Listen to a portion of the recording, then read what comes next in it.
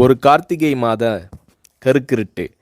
செங்கல்பட்டிலிருந்து படப்பிடிப்பை முடித்துக்கொண்டு எம்ஜிஆர் அவர்கள் நடுநிசி 12 மணி வாக்கில் காரில் வந்து கொண்டிருக்கிறார்.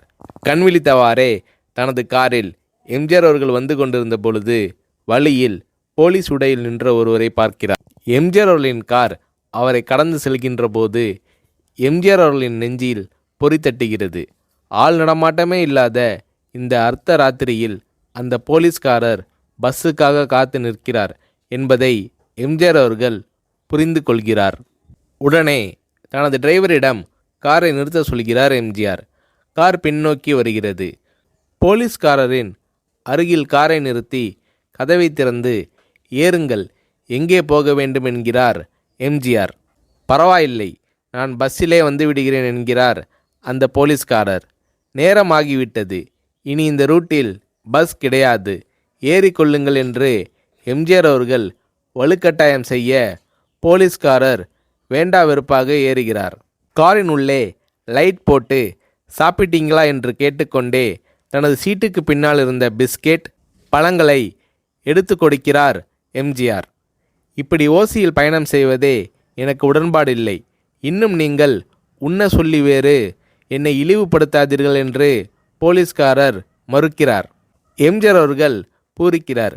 இருப்பவனிலிருந்து இல்லாதவன் வரை படித்து பதவியில் இருக்கும் எத்தனையோ பேர் எனக்கு அது வேண்டும் இது வேண்டும் என்று எம்ஜிஆர் அவர்களிடம் வேண்டியதை பெற்று செல்கிறார்கள். ஆனால் சாதாரண பொறுப்பில் இருக்கும் இந்த போலீஸ்காரரின் நேர்மை எம்ஜிஆர் அவர்களை மெய்சிலிர்க்க வைத்துவிட்டது. எம்ஜிஆர் அவர்களின் கார் கத தூரத்தில் வந்து கொண்டிருந்தாலும் காரின் நிறத்தையும் ஒளியையும் மனம் கமலும் ஓடிக்கான் வாசனையையும் வைத்து இது எம்ஜிஆர் அவர்களின் கார் என்றும் கார் சென்ற தடத்தை தொட்டு வணங்குகின்ற அளவுக்கு புகழுடன் திகழ்ந்த நேரம் அது. அரை மணி நேரம் கார் சென்று கொண்டிருக்கிறது. ஆனால் அதுவரை எம்ஜிஆர் அவர்களை பற்றி பெரிதாக போற்றி புகழ்ந்து பேசாமல் அந்த போலீஸ்காரர் வந்ததே புரட்சித் தலைவர் எம்ஜிஆர் அவர்களுக்கு அந்த போலீஸ்காரர் மீது மரியாதையை கூடுதலாக்கியது. நான் தான் எம்ஜிஆர் என்கிறார் எம்ஜிஆர். கேள்விப்பட்டிருக்கிறேன் என்கிறார் அந்த போலீஸ்காரர். பொன்மனச்செம்மல் எம்ஜிஆர் அவர்களின் முகத்தில் கோபம் இல்லை, பதிலுக்கு பொன்முறுவல் மலர்கிறது. என் படங்களை பார்த்து இருக்கிறீர்களா என்று கேட்கிறார் எம்ஜிஆர். நான் சினிமாவே பார்ப்பதில்லை என்கிறார் அந்த போலீஸ்காரர். புரட்சித் தலைவர் எம்ஜிஆர் அவர்கள் இன்னும் பிரமிக்கிறார். இப்போது கார் சத்தத்தை தவிர ஒரே நிசப்தம். போலீஸ்காரர் தனது வீட்டிற்கு 1/2 கிலோமீட்டர் தூரத்திற்கு முன்பே காரை நிறுத்த சொல்லி இங்கேயே இறங்கிக் கொள்கிறேன் என்கிறார். ஏன், நீங்கள் குறிப்பிட்ட அந்த விலாசம் இன்னும் 1/2 கிலோமீட்டர் தூரம் இருக்கிறதே என்கிறார் எம்ஜிஆர். சாதாரண போலீஸ் உத்தியோகத்தில் இருக்கும் நான் காரில் வந்து இறங்கினால் என் வீட்டிற்கு அருகில் உள்ளவர்கள் என்னை தவறாக நினைத்து கொள்வார்கள்.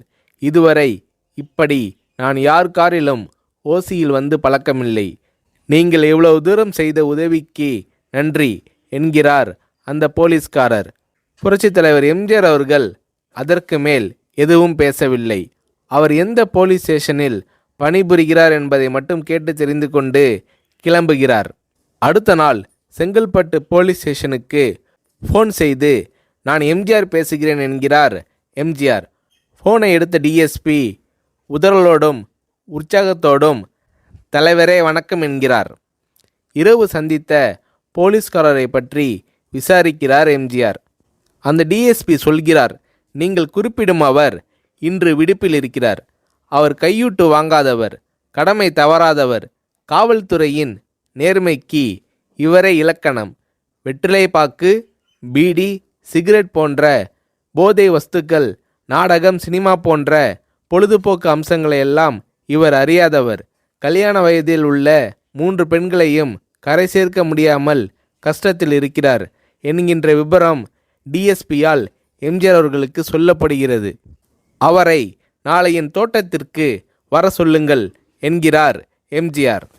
கேட்டுக்கொண்ட டிஎஸ்பி உங்களோடு ஃபோனில் ஆளுக்கு ஒரு வார்த்தை பேச இன்ஸ்பெக்டர், சப் இன்ஸ்பெக்டர் உட்பட எல்லோரும் ஆசைப்படுகிறார்கள்.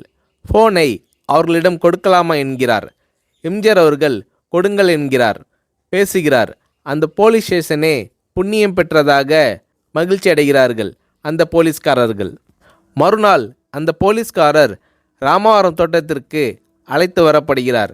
அவரிடம் பேப்பரில் மடித்த பெரிய பணக்கட்டை கொடுத்து, இதை வைத்து உங்கள் பெண்களின் கல்யாணத்தை நடத்துங்கள் என்கிறார் எம்ஜிஆர்.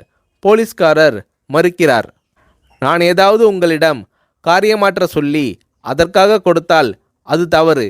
என்னால் ஆக வேண்டியது உங்களுக்கும், உங்களால் ஆக வேண்டியது எனக்கும் எதுவும் இல்லை. நான் உங்கள் கூட பிறந்த ஒரு சகோதரனாக நினைத்து கொடுக்கிறேன், பெற்றுக்கொள்ளுங்கள் என்று சொன்ன பிறகு கேட்டும் கூட கிள்ளி கொடுக்காத கனவான்கள் வாழும் இந்த உலகில் ரோட்டில் நின்றவனை அழைத்து சென்று அள்ளி கொடுத்த எம்ஜிஆர் அவர்களின் கருணையில் நெகிழ்ந்து போய் பெற்றுக்கொள்கிறார் அந்த போலீஸ்காரர். பிறகு ஒரு தேதியில் புரட்சித் தலைவர் எம்ஜிஆர் அவர்களே சென்று அந்த போலீஸ்காரரின் 3 பெண்களின் திருமணத்தையும் நடத்தி வைத்து வாழ்த்தி இருக்கிறார்.